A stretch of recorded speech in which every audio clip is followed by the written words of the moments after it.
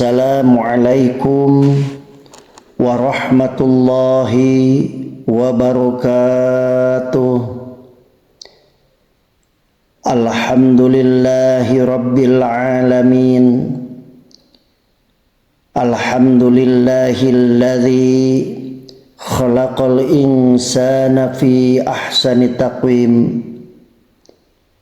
Wassalatu wassalamu ala sayyidil mursalin habibina wa maulana Muhammad sallallahu alaihi wasallam wa ala alihi wa ashabihi ajma'in, amma ba'du.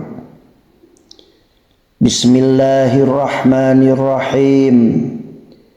Rabbi shrah li sadri wa yassir li amri wahlul 'uqdatam min lisani yafqahu qawli. Saudara-saudara kaum muslimin wal muslimat rahimakumullah, marilah kita bersyukur kepada Allah Subhanahu wa ta'ala yang telah memberikan nikmat iman dan kesehatan sehingga kita semua dapat beraktivitas sebagaimana biasa. Salawat dan salam marilah kita haturkan kepada baginda Nabi besar Muhammad sallallahu alaihi wasallam, kepada keluarganya, sahabatnya, para pengikut-pengikut dari pengikutnya, hatta kita sebagai umatnya semoga mendapatkan syafaatul udma fi yaumil qiyamah. Amin ya Allah ya rabbal alamin. Saudara-saudara kaum muslimin wal muslimat rahimakumullah, manusia adalah makhluk Allah yang paling sempurna dan unik dibanding makhluk-makhluk Allah Subhanahu wa ta'ala lainnya. Di antara kelebihan yang utama, manusia diberi akal pikiran untuk mengembangkan kehidupan sehingga manusia mengalami kemajuan dalam berbagai bidang kebudayaan. Sedangkan makhluk-makhluk lain tetap statis, tidak berkembang ke arah kemajuan dalam kehidupannya. Manusia dan makhluk-makhluk lain yang ada di dalam dunia ini semua berasal dari Allah Subhanahu wa ta'ala. Allah lah yang menciptakan segala sesuatu yang ada dari yang sebesar-besarnya seperti alam semesta sampai yang sekecil-kecilnya seperti atom atau yang lebih kecil lagi. Langit dan bumi seisinya adalah ciptaan Allah Subhanahu wa ta'ala.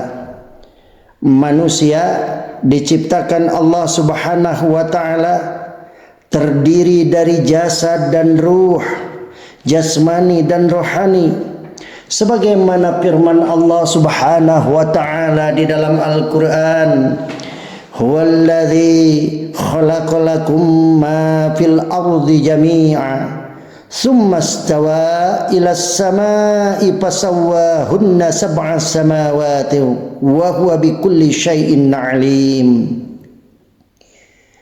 Dialah Allah Subhanahu wa ta'ala yang menjadikan segala yang ada di bumi untuk kamu manusia, dan Dia berkehendak menciptakan langit lalu dijadikannya 7 langit, dan Dia maha mengetahui segala sesuatu.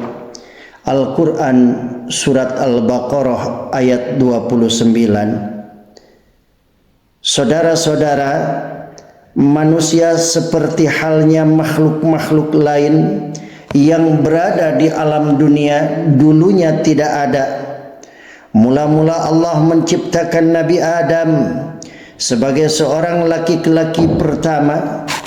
Pada waktu Allah Subhanahu wa ta'ala berkehendak menciptakan Adam, Allah Subhanahu wa ta'ala berfirman kepada para malaikat, bahwasannya ia akan menciptakan seorang manusia yang berasal dari bahan tanah liat, dari lumpur yang hitam. Dengan kekuasaannya Allah membentuk tanah liat menjadi seorang laki-laki yang kelak diberi nama Adam. Allah Subhanahu wa taala berfirman, "Fa idza sawaituhu wa nafakhtu fihi min ruhi faqa'u lahu sajidin." Maka bila aku telah menyempurnakan kejadiannya dan telah meniupkan ke dalamnya ruh ciptaanku, maka tunduklah kamu kepadanya dengan bersujud.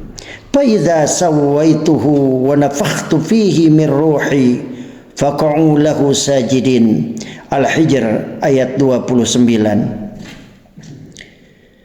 Kemudian Allah Subhanahu wa taala juga menjelaskan proses penciptaan manusia selanjutnya. Walaqad khalaqnal insana min sulalatin min tin summa ja'alnahu nutfatan fi qararin makin summa khalaqnan nutfata 'alaqatan fakhalaqna al-'alaqata mudghatan fakhalaqnal mudghah idhaman fakasawnal 'idham lahma summa ansha'nahu khalqa akhara summa ansha'nahu khalqan akhara fatabarakallahu ahsanul khaliqin. Dan sesungguhnya kami telah menciptakan manusia dari suatu saripati berasal dari tanah. Kemudian kami jadikan saripati itu air mani yang disimpan dalam tempat yang kokoh, yaitu rahim. Kemudian air mani itu kami jadikan segumpal darah. Lalu segumpal darah itu kami jadikan segumpal daging, dan segumpal daging itu kami jadikan tulang belulang. Lalu tulang belulang itu kami bungkus dengan daging. Kemudian kami jadikan dia makhluk yang berbentuk lain. Maka Maha Suci Allah, pencipta yang paling baik. Al-Quran Surat Al-Mu'minun ayat 12 dan 14. Berdasarkan ayat tersebut di atas, Allah Subhanahu wa taala telah menjelaskan bahwa penciptaan manusia terdiri atas jasad dan ruh.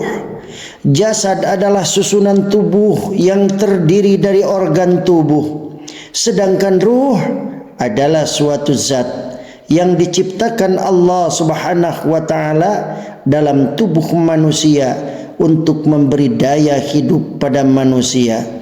Dan apabila ajal telah tiba, ruh yang bersemayam dalam tubuh manusia diambil kembali olehnya, dan keluarlah ruh dari badan, tinggallah badan yang tidak bernyawa lagi alias mati.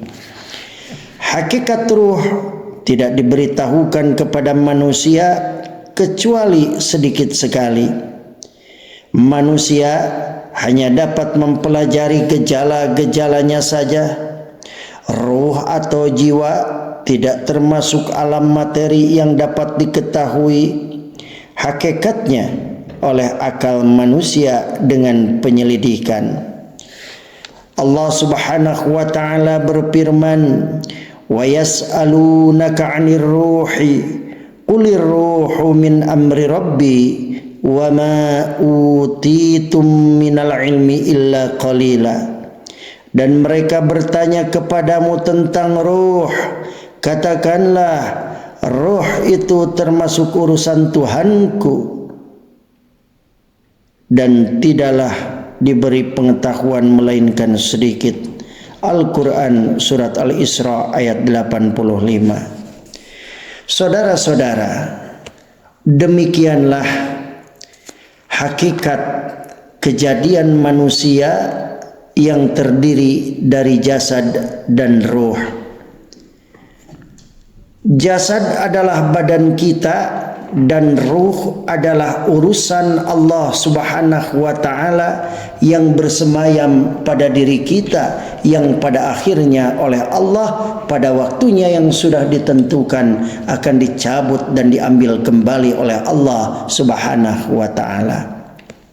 Saudara-saudara kaum muslimin wal muslimat rahimakumullah, semoga di akhir pengajian ini kita selalu bermuhasabah, introspeksi diri atas kesalahan-kesalahan yang telah kita perbuat, dan semoga Allah mengampuni dosa-dosa kita. Wallahul muwafiq ila aqwamit thoriq. Wassalamualaikum warahmatullahi wabarakatuh.